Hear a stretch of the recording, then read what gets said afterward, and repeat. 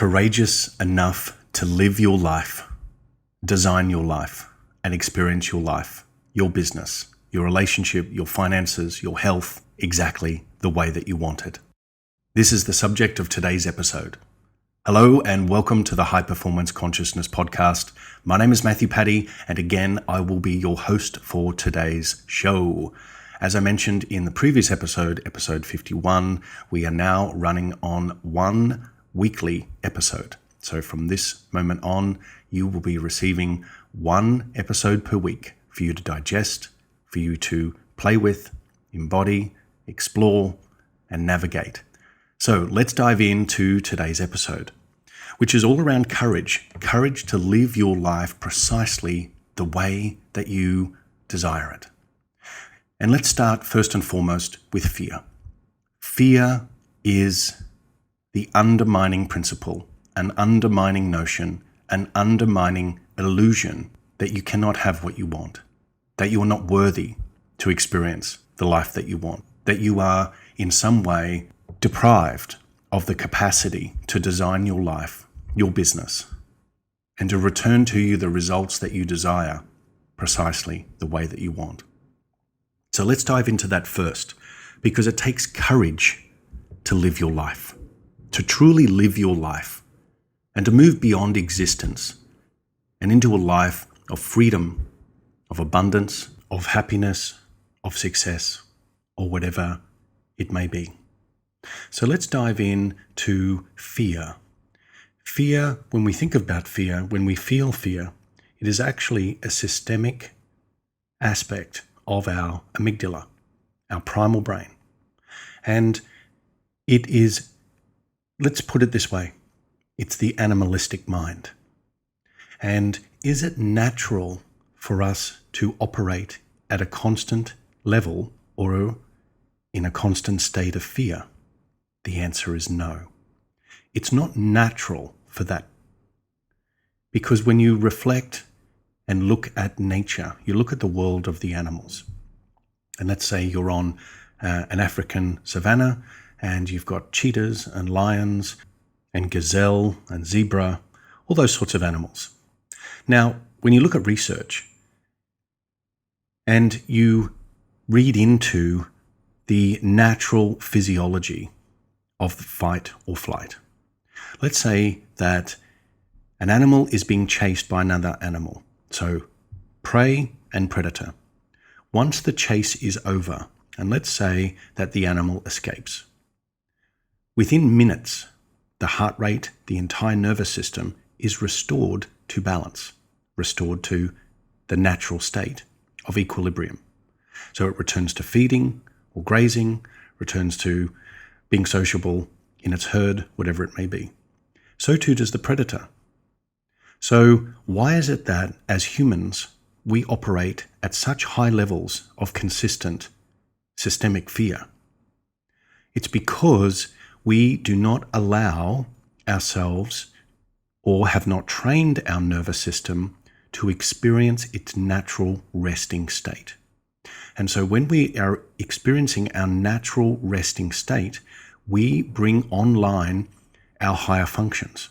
We bring into effect, into influence, those higher aspects of ourselves, those natural divine aspects of us.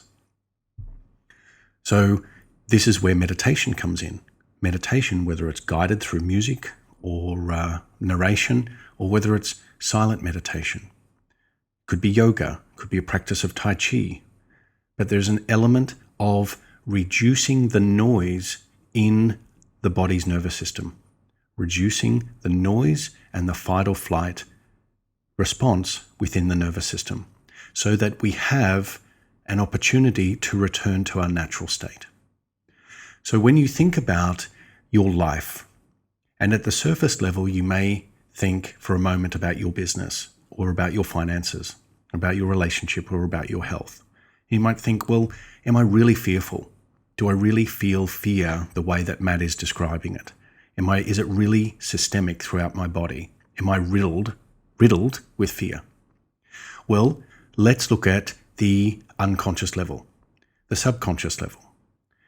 That if you have had quite a troubled upbringing or some major experiences, maybe you've got PTSD or been labeled with PTSD, there is a heightened sense of response in your nervous system. So you will typically run at high ranges of beta brainwaves, and you will be running this on autopilot, hardly able to relax or settle down, quieten your mind. Maybe your sleep habits are off. Maybe there's some insomnia there or poor sleeping behaviours. Maybe that there is this constant notion that you have to worry about the next paycheck, or worry about where the next client's going to come from, worry that your bills are going to be paid on time, worried that your marketing campaign is going to fall short, worrying that you're not going to meet the expectation of your clients or your own expectation of what your business, your life should look like. So we run at an unconscious level a systemic system of fear, an operating system that is based on fear. Now, this doesn't mean that you are 100% fear-based. That's not the case. What I'm suggesting here is that you observe how much fear, consciously and unconsciously, you are running in making your decisions, in guiding your behaviors, and especially in pursuing your dreams. Because just like people pleasers seldom win. They seldom get what they want. Fear, a system run primarily on the basis of fear or on the fuel of fear, seldom gets what it wants. The higher self is deprived of its true nature. It's deprived of its true expression. And so we end up living and functioning and existing within our animalistic mind. Our animalistic mind that wants to be competitive, that sees competition everywhere, that literally feels the tug and pull of victimization, whether we are at the persecutor or the savior or the victim level. That is the victim triangle. So to live a life of courage is to live free of the concept and operating system as fear being your guiding principle. So fear that if you say something, you're going to get reprimanded. Fear that if you stand out, you're going to be shot down. Fear that if you go after what you want, you are going to fall flat or be disappointed, or both. Fear that if I don't wake up on a certain time or a certain moment, then I'm going to be running late. Fear that I need to hold my dreams and desires inside, because if I share them, then I'm going to be ridiculed or shamed or rejected. There are so many levels of fear that we operate within. And as I said previously, that staying within the bandwidth of fear is maintaining the animalistic mind. We are here in human form to rise and transcend the animalistic nature. We experience through our animalistic tendencies and our five senses, but who we really are, what we really are, is far greater than the animalistic nature that we give credit to and unconscious attention towards consistently. So our true nature is to rise to the angelic nature that is objective. So the animalistic nature feels very subjective. It operates on that fight or flight. And so in speaking of meditation or guided practices, stillness, energy practices, they are necessary to train your body to relax, to return to a natural, normal state of functioning, so that repair and healing can occur, so that new information from the field, the quantum field, can be received. So new information can be received. So you cannot think of anything else when you are running from a predator. You cannot think of anything else other than survival when you are faced and run by fear. So your creativity shrinks, your imagination shrinks, your capacity to earn and learn and teach and serve shrinks.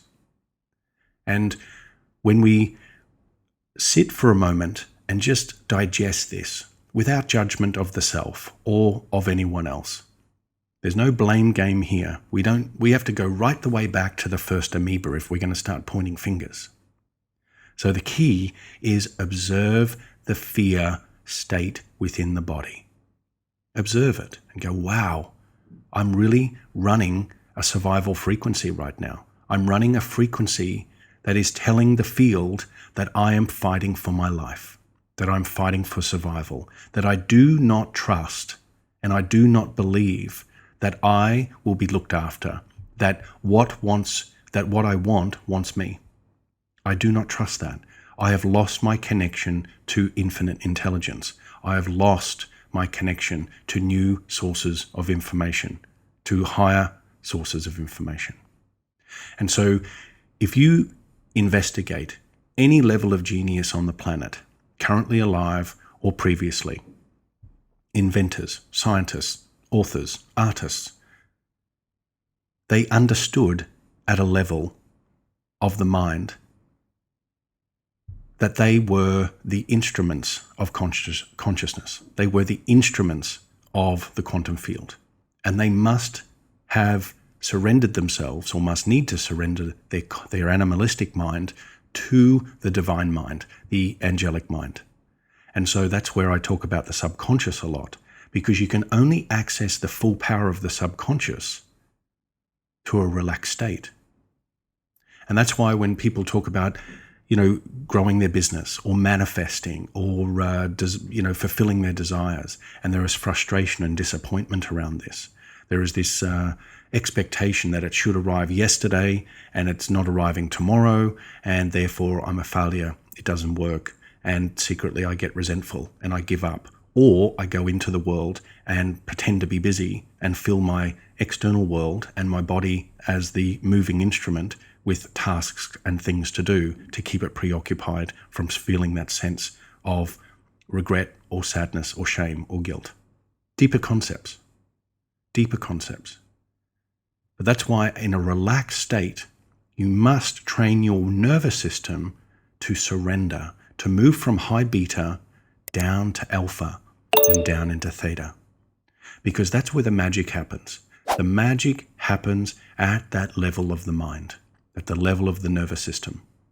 And when you can train your body to disassociate or disconnect, discharge itself from a fear-based system, an operating system that governs survival, and surrender to something far greater than the limitations of the five senses and the addictions of our body, through our emotions, then you can open yourself to new information, new ideas, new creative endeavors, answers and solutions to problems and challenges. The access point is your subconscious. The vehicle that you must travel in is the alpha vehicle, alpha brainwaves, down into theta.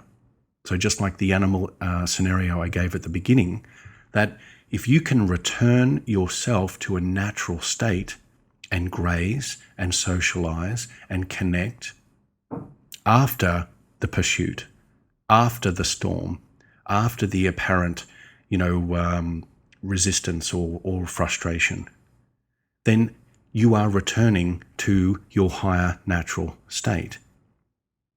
And that then springboards your potential into a new stratosphere of experience.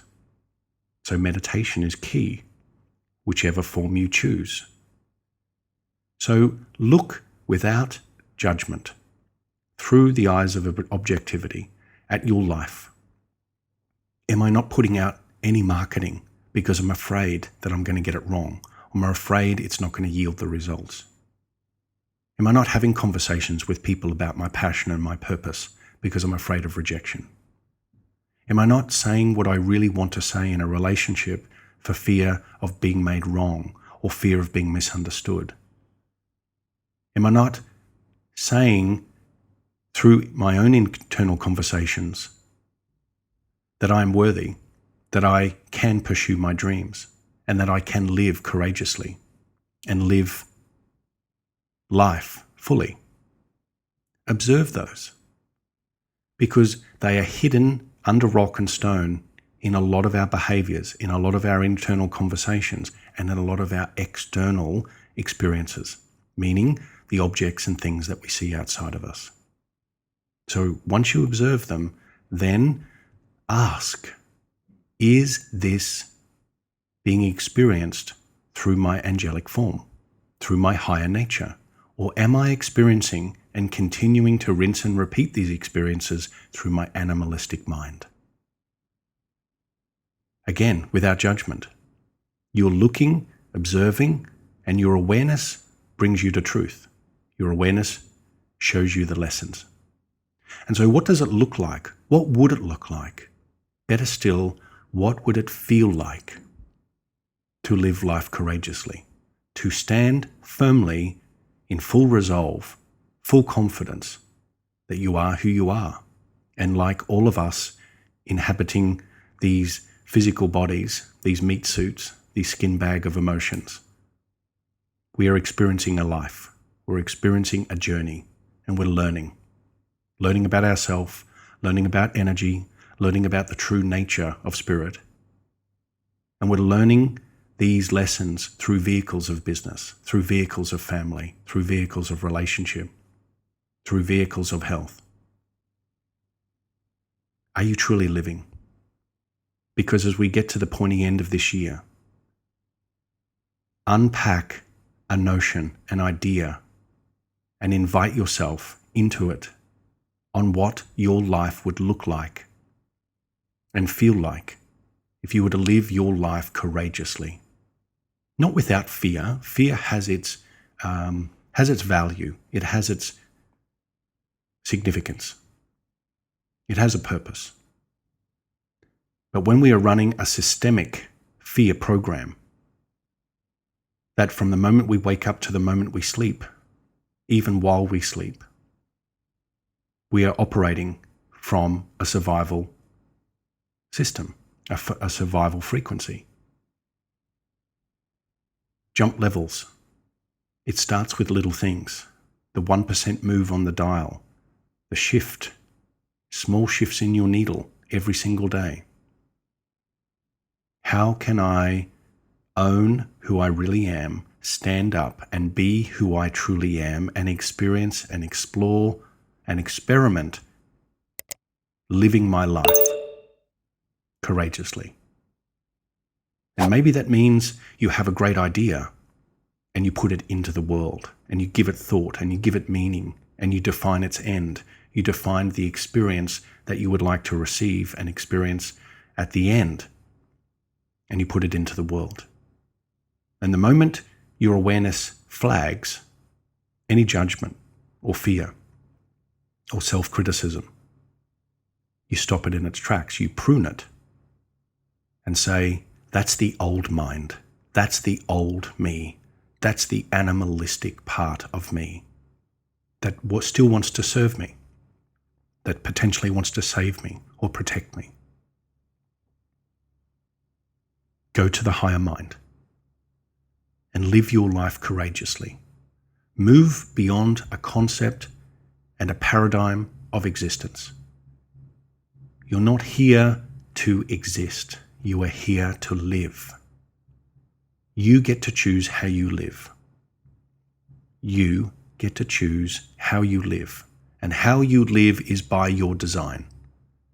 And by your design is by your imagination.